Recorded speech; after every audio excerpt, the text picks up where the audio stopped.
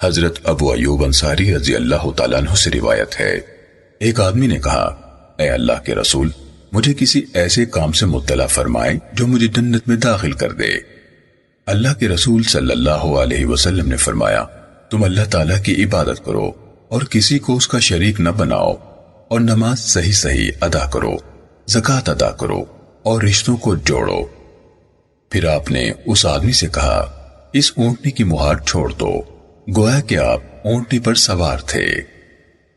سنن نسائی حدیث نمبر 469۔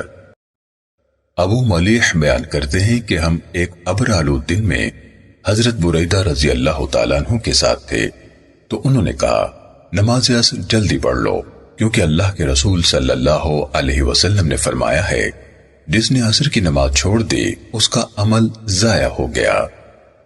سنن نسائی حدیث نمبر 475۔